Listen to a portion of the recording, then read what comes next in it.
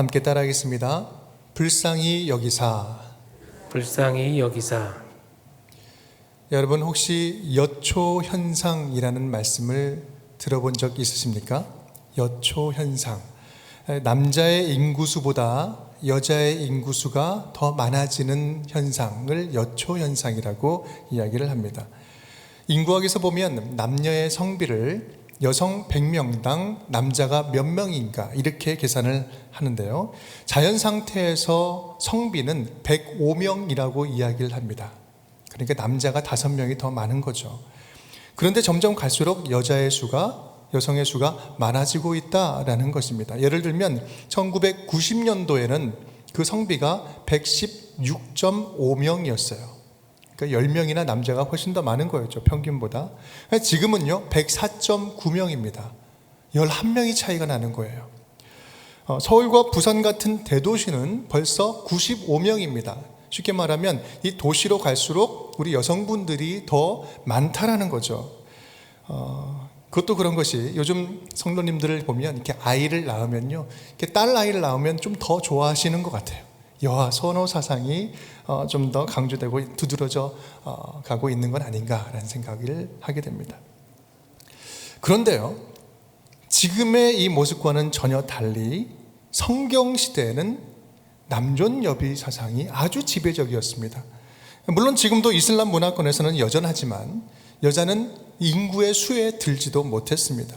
더더군다나 남편을 잃든지 이혼이라도 당하게 되면 사회 구성원으로서의 권리를 박탈당하게 됩니다. 그리고 사람다운 대접을 받지 못하게 되죠. 아이를 못 낳게 되면 합법적으로 이혼을 당하고 쫓겨나는 경우들도 많았습니다.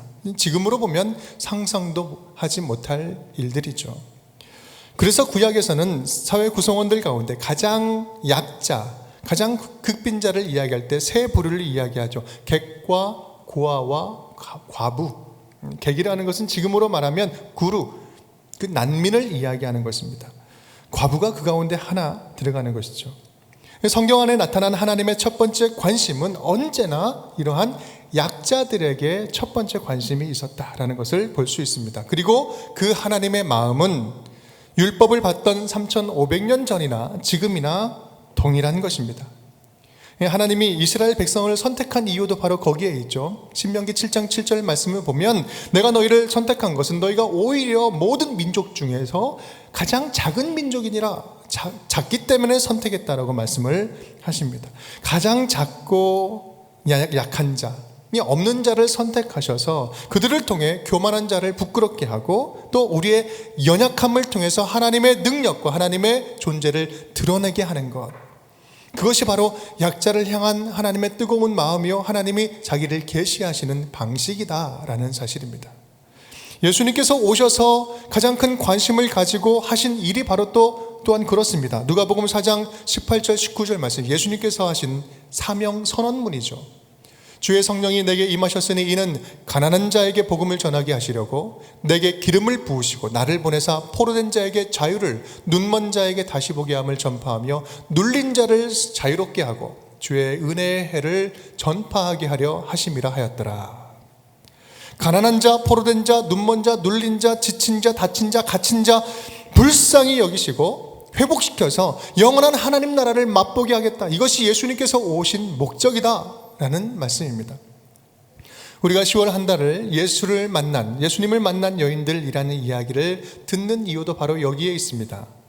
여인들만을 위한 말씀이 아니라 이 시대를 살면서 여러 가지 이유로 지치고 무력해진 우리 모두에게 주시는 하나님의 마음을 만나는 것입니다. 우리가 함께 살펴볼 여인들의 이야기는 다양한 아픔과 슬픔들, 또 영적인 침체와 두려움, 소망 없는 현실 가운데서 한없이 움츠러든 우리 모두에게 따뜻한 사랑으로 다가오시는 예수님의 사랑 이야기입니다. 결실의 계절 10월을 보내면서 우리 안에 잠자고 있는, 다시 한번 식어져 있는 그 소망을 다시 회복하고 예수님과 함께 영적인 열매를 맺는 우리 운정의 모든 가족 식구들 될 수 있기를 주님의 이름으로 축복합니다. 오늘 만나는 첫 번째 여인은 한 과부입니다. 이 여인은 남편을 잃고 홀로 아들 하나를 키워내던 사람이었어요. 모든 소망을 아들에게 두고 살았습니다. 그런데 그 아들이 죽었어요. 이야기는 거기서부터 시작됩니다. 삶의 소망, 모든 소망을 다 잃어버린 한 과부의 이야기. 우리 12절 말씀 함께 읽어보겠습니다. 성문에 가까이 이르실 때 사람들이 한 죽은 자를 메고 나오니 이는 한 어머니의 독자요 그의 어머니는 과부라. 그 성에 많은 사람도 그와 함께 나오거늘. 아멘. 남편 없이 살아가는 것은요, 하루하루가 전쟁 같은 삶을 살아갔을 거예요. 그래도 아들이 있어서 버티고 견디면서 살아왔는데 어떠한 이유에서인지 모르겠는데 그 아들이 죽었어요. 자식 잃은 부모의 어미의 그 마음을 어떻게 우리가 표현을 할 수 있겠습니까? 남편을 잃고 자식마저 잃은 그녀에게는요, 지금 숨쉬는 것 그 자체가 고통이었습니다. 이 과부 여인은 이 복음서에서 예수님을 만난 다른 사람들과는 달리 이야기가 끝날 때까지 어떤 그 과부의 대사나 행동이 구체적으로 드러나지 않습니다. 다만 고통스러운 마음을 부여잡고 울고 있는 그냥 한 여인일 뿐이에요. 완전한 절망, 완전한 무력감에 빠진 한 인간의 모습인 것입니다. 사람들이 죽은 아들을 메고 나옵니다. 장례 행렬이고요, 슬픔의 행렬이죠. 그 성에 함께 살던 많은 사람들이 같이 나오면서 불쌍히 여기면서 슬퍼합니다. 바로 그때 예수님께서 그 슬픈 광경을 보셨어요. 13절 말씀입니다. 주께서 과부를 보시고 불쌍히 여기사 울지 말라 하시고, 예수님은 과부를 보신 즉시 다가가서 위로하시면서 울지 말라 위로를 하십니다. 여기서 우리가 주목할 사실은요, 예수님이 이 여인에 대해서 아주 전인적으로 반응했다는 것입니다. 눈으로 보셨고요, 마음으로 불쌍히 여기셨고, 발로 다가가셨고, 말로 위로하셨고, 또 더 나아가서 손을 관에 대십니다. 온 몸과 마음이 다 움직이셨어요. 여인의 슬픔, 좌절과 절망에 대해서 예수님은 온 몸과 마음으로 적극적으로 반응한 것입니다. 이러한 예수님의 모습은 조건 없이 베풀어 주시는 적극적인 하나님의 사랑을 보여주고 있는 것입니다. 오늘 이 만남에는 다른 이야기에서 나오는 어떤 요청이나 간구, 믿음의 고백들이 등장하지 않습니다. 다윗의 자손이여 나를 불쌍히 여겨 주옵소서. 내가 옷가에 손만 대어도 나올 줄 믿습니다. 말씀만 하옵소서. 이러한 고백이 전혀 없어요. 그저 슬픔에 잠긴 여인에게 먼저 찾아가시고, 예수님께서 먼저 찾아가시고 일방적으로 관심과 사랑을 보여주십니다. 이보다 더 적극적인 사랑은 없습니다. 이러한 예수님의 모습은 하나님의 근본적인 속성을 보여주고 있는 겁니다. 하나님의 근본적인 사랑의 속성, 바로 불쌍히 여기는 것입니다. 잘잘못은 그 다음 문제예요. 사랑하는 자식이니까 안아주는 거예요. 사랑하는 내 자식이니까 불쌍히 여겨주는 것입니다. 그것이 바로 아버지의 마음이요, 자식을 향한 부모의 마음인 것입니다. 하나님이 우리를 사랑하시는 것은 뭔가를 해내서가 아닙니다. 저와 여러분이 믿음이 없을 때부터 사랑하셨어요. 다만 눈물로 그 시간을 기다리셨던 것이죠. 내가 깨닫지 못할 때에도 나를 보호하셨고, 때로는 외면하고 방황하고 관심을 거부할 때에도 하나님께서는 일방적으로 사랑하시면서 우리를 바라보고 계셨습니다. 바로 조건 없는 아버지의 사랑으로 말입니다. 사랑하는 여러분, 오늘 이 시간 우리를 향해서 아무런 조건 없이 사랑하시는 그 하나님의 사랑, 하나님의 불쌍히 여기시는 마음을 다시 기억할 수 있기를 간절히 바랍니다. 과부의 눈물을 보시고 한 걸음에 달려오신 예수 그리스도의 사랑이 오늘 저와 여러분 안에도 충만하게 채워지고 있음을 믿습니다. 그런 하나님의 사랑은요, 어찌 보면 짝사랑과 같아요. 우리가 바라보는, 우리가 하는 하나님을 향한 사랑과 우리를 향한 하나님의 사랑은 비교할 수가 없는 것이죠. 참 불공평한 사랑입니다. 그런 하나님의 불공평한 사랑이 아가서에서는 이렇게 표현되고 있습니다. 나의 사랑, 내 어여쁜 자야, 일어나서 함께 가자. 여러분, 지금 아가서에 나오는 이 사랑 이야기는 누구와의 사랑 이야기입니까? 솔로몬 왕과 술람미의, 그 시골 처녀 술람미 여인과의 사랑 이야기입니다. 조건으로 볼 때는 전혀 어울리지 않는 만남입니다. 출신도 혈통도 학식도 자격도 아무것도 내세울 것이 없는 한 여인을 솔로몬 왕은요, 모든 생명을 다 바쳐서 극진히 사랑하는 거예요. 비천한 시골 여인이 왕의 사랑을 받으니 왕의 신부가 되어서 최고로 존귀히 사랑받는 여인이 되는 것입니다. 이것이 바로 우리가 지금 받고 있는 하나님의 불공평한 사랑이다라는 사실입니다. 신분을 변화시켜 주시는 하나님의 사랑. 여러분, 혹시 우리 가운데 여전히 지친 마음으로 다 포기해버리고 싶은 분 계십니까? 마음이 지쳐서 상한 마음으로 아무것도 할 여력이 없는 무기력해진 여러분 계십니까? 지금도 여전히 사랑하시는 하나님의 그 불공평한 사랑, 결코 내가 너를 놓지 아니하리라, 내가 이 붙들어서 결코 너를 포기하지 않으리라, 그 포기하지 않는 그 하나님의 사랑을 다시 기억할 수 있기를 간절히 축복합니다. 우리 예수님은 그 끊을 수 없는 하나님의 사랑을 다시 기억하게 하시려고 오늘도 우리 곁으로 찾아오고 계신 줄 믿습니다. 오늘 말씀을 준비하면서 참 함께 올려드렸으면 좋겠다 생각된 찬양이 있었어요. 아시는 분들 함께 찬양하겠습니다. 슬픈 마음이 있는 자, 몸과 영혼 병든 자, 누구든지 부르시오. 예수 이름 부르시오. 그 이름을 믿는 자, 그 이름을 부르는 자, 그가 어떤 사람이든 그는 구원어. 다시 한번. 슬픈 마음 있는 자, 슬픈 마음 있는 자, 몸과 영혼 병든 자, 누구든지 부르시오. 예수 이름 부르시오. 그 이름을 믿는 자, 그 이름을 부르는 자, 그가 어떤 사람이든 그를 구원 얻으리. 예수, 예수, 예수, 오 능력의 그 이름 예수, 나 외쳐 부르네. 예수, 예수, 오 구원의 그 이름 예수, 나 외쳐 부르네. 예수 그리스도.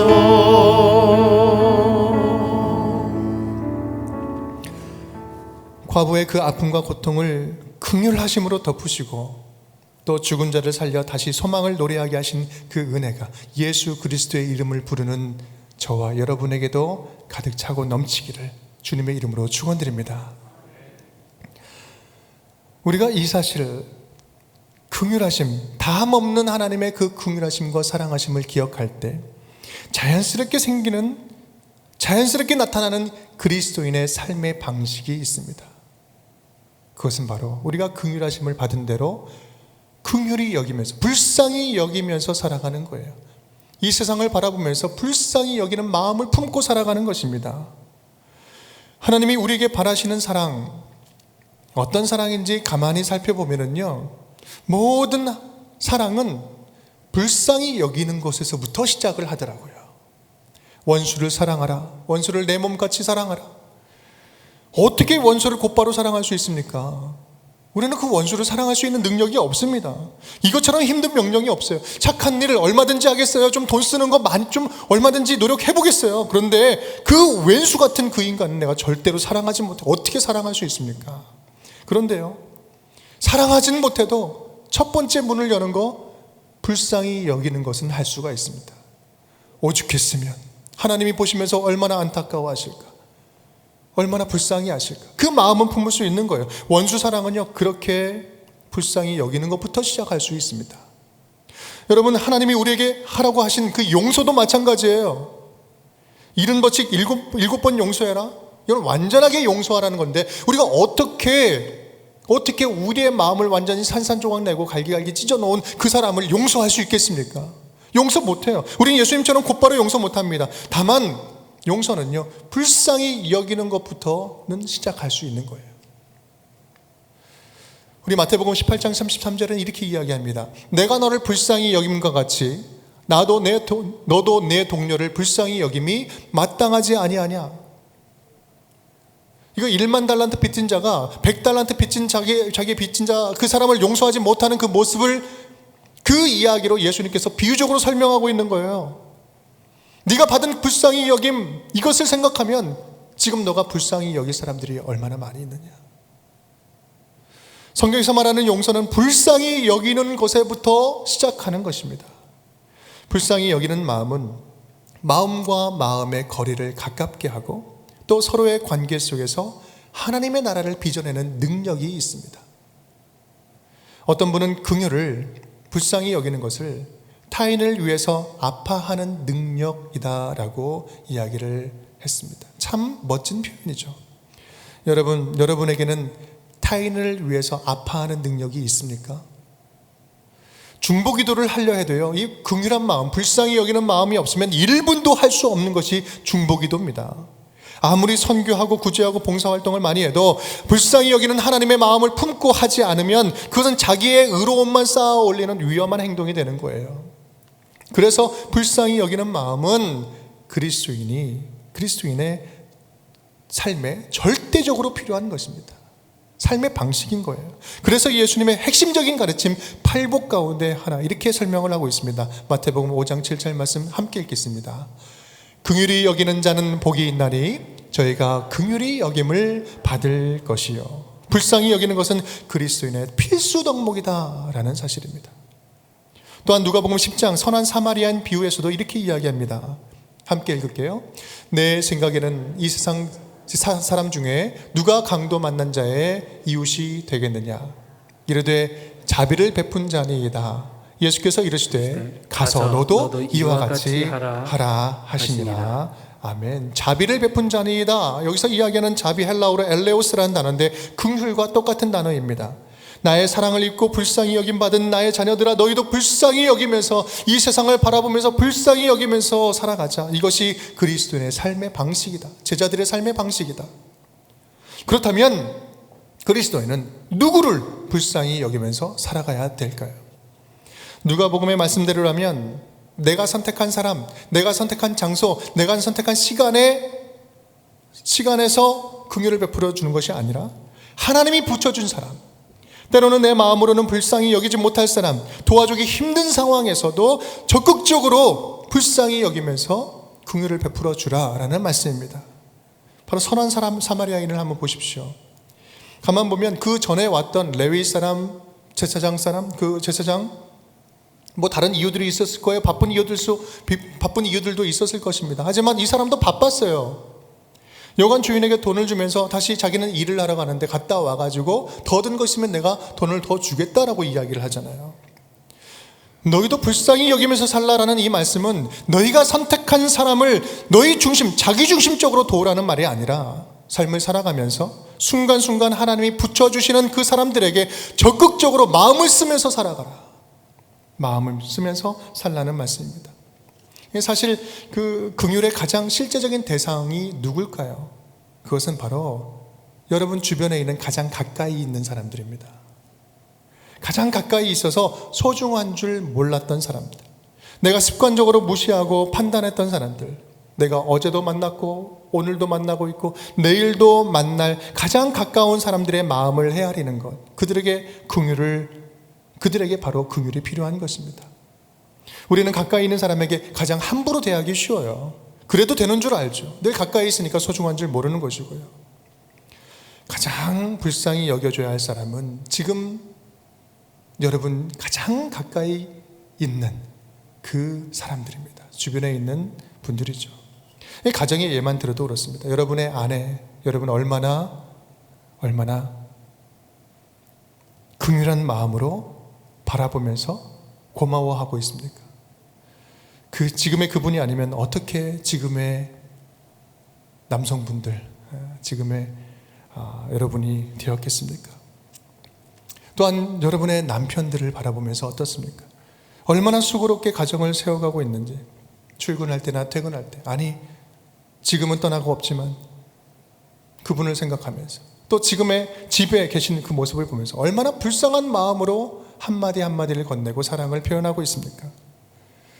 또한 여러분의 자녀들 갈수록 힘든 세상, 학교 가고 취업 준비하는 그 모습을 보면서 얼마나 마음으로 불쌍히 여기면서 말 한마디를 하더라도 따뜻하게 건네고 있습니까? 아니면 속마음은 안 그런데 보기만 하면 막 짜증이 확 올라오고 말을 하더라도 꼭 좋게 이야기할 수 있는데 잔소리를 막 쏟아붓고 있지는 않습니까? 긍휼이라는 꽃은요, 먼 곳에 피기 전에 먼저 가장 가까운 곳에서부터 피워야 됩니다. 우리 교회도 마찬가지예요. 우리가 함께하고 있는, 여러분 함께하고 있는 이 믿음의 식구들, 여러분들의 목자, 또 믿음의 식구들, 목사, 이 얼마나 긍휼한 마음으로 서로 불쌍히 여기는 마음으로 이해하려고 노력하고 있습니까? 지난 금요일부터 3주간 우리가 부흥회가 시작되었습니다. 이번에 부흥회 헌금으로 모아진 금액들은 IT의 그 지진으로 인해서 굉장히 힘들어하는 우리 아동들 학교 짓는 일들을 우리가 돕도록 했습니다. 우리 운정교회는 앞으로도 적극적으로 지구촌의 그 곳곳에 있는 아픈 현장에 동참하면서 불쌍히 여기면서 적극적으로 도와 나아갈 것입니다. 하지만 동시에 우리 교회가 잊지 않고 추구하고자 하는 것은 지금 몸을 부비고 몸을 맞대고 살아가고 있는 이 운정 공동체 안에서 더욱더 구체적으로 서로 섬기는 거예요. 서로 하나가 되고 함께 세워나가는 거예요. 갈라디아서 6장 10절 말씀입니다. 그러므로 우리는 기회 있는 대로 모든 이에게 착한 일을 하되 더욱 믿음의 가정들에게 할지니라. 여러분, 그래서 내년 우리 교회 방향은요, 영적인 뿌리, 관계의 뿌리, 믿음의 뿌리를 더욱더 강건하게 세워나가고자 합니다. 내부적인 돌봄과 성장, 영적인 성장을 더욱더 튼튼히 하고자 합니다. 지난 금요일 부흥회 때 우리 강사 목사님이 보여주셨던 사진 한 장을 다시 한번 보여드릴게요. 굉장히 귀엽고 인상적인 그림입니다. 하나는 위에는 별 볼 리가 없는 것 같지만 뿌리가 큰 당근이요. 또 하나는 위에는 뭐 이파리는 많은 것 같지만 뿌리는 아주 없는. 여러분, 뭘 이야기하는 것 같습니까? 눈에 보여지는 것이 다가 아니다. 눈에 보여지는 것이 다가 아니다. 화려하게 잎이 무성할지라도 뿌리가 없으면, 뿌리가 약하면 금방 시들어 죽어버립니다. 다만 뿌리가 튼튼하면 언제든지 환경과 여건이 마련이 되면 무궁무진하게 생명을 나눌 수가 있어요. 내년 우리 운정교회는 영적인 그리고 관계적인 면에서 뿌리를 강하게 하는 교회가 될 것입니다. 이것이 함께하는 공동체 안에서 서로 불쌍히 여기고 사랑으로 이해하고 또 긍휼한 마음을 서로 품을 때 함께 이룰 수 있을 것입니다. 오늘 이어지는 이야기는 더욱더 그런 사실을 강조하고 있습니다. 예수님이 14절에 아주 독특한 행동을 하시는데요, 14절 말씀 함께 읽겠습니다. 가까이 가서 그 관에 손을 대시니 맨자들이 서는지라. 예수께서 이르시되 청년아, 내가 네게 말하노니 일어나라 하시매. 아멘. 예수님께서 가까이 가시더니 죽은 아이가 들어있는 관에 손을 대십니다. 당시 주변에 있던 자들에게는요, 상상도 하지 못할 깜짝 놀랄 일이었어요. 관에 손을 댄다는 것은요, 절대로 해서는 안 되는 일이었어요. 레위기 21장 11절 말씀, 어떤 시체든지 가까이 하지 말지니 그의 부모로 말미암아서도 더러워지게 하지 말며. 관에 시체에 손을 대는 것, 부정한 물건에 손을 대는 거예요. 부정해지는 거예요. 절대 해서는 안 되는 일입니다. 성경을 보면 예수님께서 병자들을 고칠 때 다양하고 구체적인 행동들을 많이 하셨습니다. 눈먼 자에게 침을 땅에서 뱉어가지고 그 진흙을 눈에 이기면서 실로암 가서 연못 가서 씻어라 라고 이야기를 하시기도 하죠. 달리타쿰, 일어나며 소녀야 일어나야 말씀하시면서 손을 잡고 일으켜 세우시기도 합니다. 죽은 나사로에게는 무덤 앞에 다가가셔서 죽은 나사로야 나오너라라고 외치십니다. 명령하세요. 오늘은 죽은 청년, 그 죽은 청년의 관에 손을 직접 대십니다. 안 하고도 충분히 할 수 있는 거예요. 하나님의 능력을 있습니다. 그럼에도 불구하고 손에 관을 대시죠. 해서는 안 될 일을 예수님은 거침없이 적극적으로, 구체적으로, 그리고 의도적으로 행동하셨다는 사실이에요. 이것은 누군가를 불쌍히 여긴다는 것은, 누군가를 그냥 돕고 섬기는 행동은 위험과 불편을 감수하고서라도 적극적으로, 구체적으로 감당해야 함을 보여주고 있는 모습인 것입니다. 사랑한다는 것은 말로만 던지는 그런 공치사가 결코 아닙니다. 구체적인 행동으로 이어져야 된다는 사실이죠. 진정한 위로는요, 터치가 일어나야 되는 거예요. 터치는 몸으로든 마음으로든 귀로든 어떤 무엇으로든 닿아야 되는 거예요. 예수님의 손이 관에 닿을 때 사망의 권세가 예수님께 넘어온 것이 아니라, 부정해지는 것이 아니라 예수님께 있었던 거룩이 부정을 덮어버린 것입니다. 죽었던 생명에 예수님의 거룩함이 들어가서 예수님께서 새 생명으로 일어서게 하신 것입니다. 불쌍히 여기는 것, 예수님께서 불쌍히 여기시는 그 마음의 터치가 바로 부활의 능력으로 드러난 거예요. 에베소 2장 말씀 사도 바울은 이렇게 이야기합니다. 긍휼이 풍성하신 하나님의 사랑이, 긍휼이 풍성하신 하나님의 사랑이 죽었던 우리를 다시 살리셨도다. 불쌍히 여기셔서 우리가 구원받았다는 거예요. 여러분, 예수님의 불쌍히 여기심이 여러분에게 어떻게 다가오십니까? 실감되십니까? 느껴지세요? 오늘 말씀을 통해서 우리는 그 의미를 이렇게 정리해 볼 수가 있습니다. 첫 번째, 예수님은 불쌍히 여기사 죽음의 행렬을 멈춰 세우셨습니다. 불쌍히 여기는 것은 정신없이 가는 슬픔의 행렬을 멈춰 세운 거예요. 우리 안에 있는 절망을 멈춰 세우십니다. 고통과 아픔, 두려움을 멈춰 세우시는 거예요. 불쌍히 여기심으로. 또한 둘째, 예수님은 불쌍히 여기사 죽은 자에게 말씀합니다. 죽어 있는 자에게, 생명이 없는 자에게 산 사람처럼 이야기하는 거야. 일어나라, 일어나라, 청년아 일어나라. 너는 죽지 아니하였다. 절망 가운데 우리는 다 죽었습니다, 끝났습니다 라고 이야기하는, 그렇게 좌절 가운데 있는 자에게 일어나라 라고 선포하십니다. 지금 오늘도 우리의 심령 가운데 주님께서 그 음성 주시는 줄 믿습니다. 너는 죽어있지 않다. 다시 일어나라. 세 번째입니다. 예수님은 살아난 청년을 과부의 품 안에 안겨줍니다. 예수님의 긍휼함을 받은 우리는요, 회복을 약속받았어요. 부활을 약속받았어요. 이미 십자가에서 완성하신 부활을 우리는 선물로 받은 것입니다. 이것이 바로 우리가 오늘 경험하는 예수 그리스도를 만난 여인들을 통해서 우리가 다시 배우는 놀라운 십자가의 복음입니다. 불쌍히 여기심을 받아서 우리는 구원의 은혜를 받은 것입니다. 사랑하는 성도 여러분, 십자가의 은혜로 긍휼을 받은, 불쌍히 여김 받은 자녀로서 우리가 살아가는 이 세상 곳곳 순간순간들을 불쌍히 여기는 마음으로 바라볼 수 있기를 간절히 축복합니다. 불쌍히 여기는 마음을 품게 되면요, 지금보다 좀 참는 일들이 좀 많이 있을 거예요. 참아야 되는 것들이 많이 있을 거예요. 또 지금보다, 내 속도보다 좀 기다려야 되는 일들이 많이 있을 것입니다. 또 양보하는 일이 지금보다 많아질 거예요. 불쌍히 여기면 마음 쓰는 일도 많아지고, 때로는 실제로 손해보는 일들도 좀 많이 있을 겁니다. 하지만 동시에 불쌍히 여기는 마음이 풍성해질수록 어디에서도 경험할 수 없는 하늘의 기쁨, 하나님 나라의 풍성한 기쁨을 맛보게 될 줄 믿습니다. 세상이 줄 수 없는 평안이 모든 상황 관계를 치유하고 덮는 것을 눈으로 보게 될 것입니다.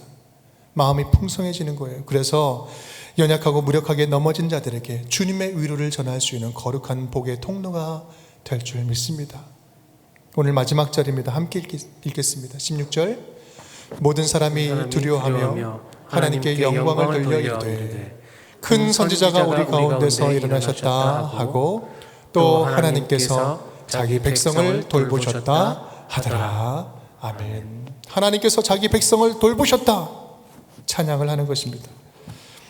예수님이 불쌍히 여기신 곳에 하나님의 돌보심이 있었다. 예수님이 불쌍히 여기는 그것을 성도들이, 그리스도인들이 불쌍히 여기는 마음으로 실천하고 나누는 그곳에 하나님의 돌보심이 있었다라고 믿지 않는 자들, 하나님을 알지 못하는 자들이 믿음으로 고백하는 거예요. 여러분, 여기서 돌보심이라는 것은 하나님의 통치를 말하는 것입니다. 하나님의 통치는 하나님의 나라를 말씀하는 거예요. 하나님의 나라는 천국이에요. 예수님의 긍휼이 닿는 그곳에 천국이 이미 있다라는 것입니다. 우리가 긍휼을 받은, 우리가 긍휼을 실천하고 살아가는 그 현장이 바로 곧 무엇이다? 천국이다라는 거예요. 운중의 모든 식구들이 그렇게 서로 긍휼한 마음으로 서로 위로하고 격려할 수 있기를 간절히 축복합니다. 저와 여러분의 그 불쌍히 여기는 마음이 필요한 사람들이 지금 주변에 있어요. 우리가 쉽게 판단하고 정죄했던 모습들, 서로 불쌍히 여기는 그 눈을 지금 하나님께서는 우리에게 원하고 계십니다. 예수님 닮은 그 긍휼함으로 이번 한 주간도 그 긍휼한 마음으로 승리하는 우리 모든 운정의 가족들이 될 수 있기를 주님의 이름으로 축복합니다. 함께 다시 한번 찬양 드릴게요. 슬픈 마음 있는 자, 슬픈 마음 있는 자, 몸과 영혼 병든 자 누구든지 부르시오. 예수 이름 부르시오.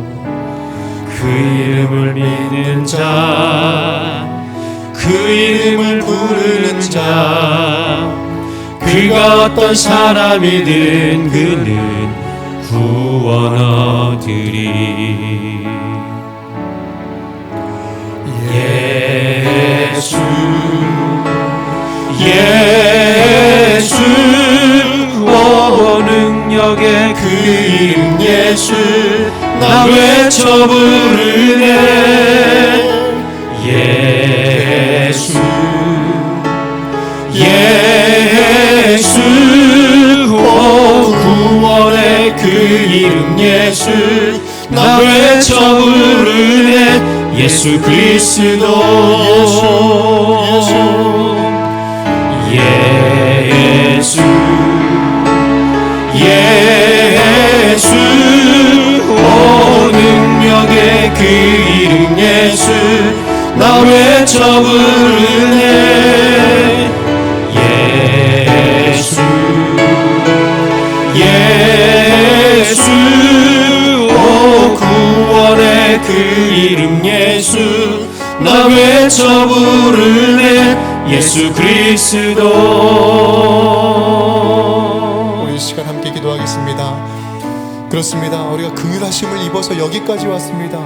우리가 무엇인가를 잘해서가 아니라 하나님께서 불쌍히 여겨주셔서 새 생명 얻게 하셨고 또 건강 주셨고 또 우리의 가족을 주셨고 소중한 사람들을 우리 공동체를 주셨습니다. 우리가 잊었던 감사가 있다면 불쌍히 여겨주셔서 감사합니다. 그 긍휼하심 때문에 내가 살아갑니다. 믿음의 고백을 드릴 수 있기를 바랍니다. 또한 우리 주변에 있는 사람들, 나에게 있어서 나의 긍휼이 필요하고 불쌍히 여김이 필요했던 자들에게 외면했습니다. 아버지 용서하여 주옵시고 그렇게 사랑을 나누어 주며 흘려보내며 살겠습니다. 믿음으로 고백하며 함께 기도합시다. 주여 한번 외치고 기도하겠습니다. 주여. 사랑이 많으신 아버지 하나님 감사드립니다. 오늘 말씀을 통하여 불쌍히 여기시 아버지여 과부와 어떤 행동과 말을 하지 않는다 할지라도 주님께서 그들을 보시고 찾아가 아버지 그곳에 감을 내시고 아버지 울지 말라 말씀하시고 멈추어 세웠던 것처럼 하나님 아버지 우리의 모든 연약함과 아픔과 절망과 고통을 주님께서 멈추어 세워주시고 주님께서 다시 한번 새로운 삶을 새로운 생명을 허락하여 주신 줄 믿습니다. 하나님 아버지 그 우리가 신분이 변하되 아버지여 내 사랑하는 나 어여쁜 자야 나와 함께 가자라고 말씀하시는 하나님의 그 사랑의 언어가 다시 한번 들려지게 하여 주시옵시고 하나님 그 사랑의 언어로 다시 한번 힘을 회복하게 하여 주시옵시고 잃어버린 소망을 다시 한번 회복하는 주의 자녀들 되도록 인도하여 주시옵소서. 하나님의 말씀의 권능의 능력이 하나님 아버지 오늘 찬양하는데 아버지 우리의 아버지 말과 행동 속에서 아버지 세상을 향하여 불쌍히 여기고 가까이 있는 사람들에게 불쌍히 여기며 하나님 그 가운데 하나님께서 친히 찾아가 위로하시고 경고하시는 것 하나님 아버지 나라를 함께 경험하고 누리는 주의 사랑을 되게 하여 주시옵소서. 오 주님 감사드립니다. 오 주님 감사드립니다. 예수 그리스도 이름으로 기도드립니다. 사랑이 많으신 아버지 하나님 감사드립니다. 오늘 불쌍히 여기시며 찾아오신 예수 그리스도를 가슴에 품고 감사하며 다시 한번 그 은혜에 감격하며 우리도 불쌍히 여기며 살겠습니다. 도와주시옵소서. 예수 그리스도 이름으로 축복하며 기도드립니다. 아멘.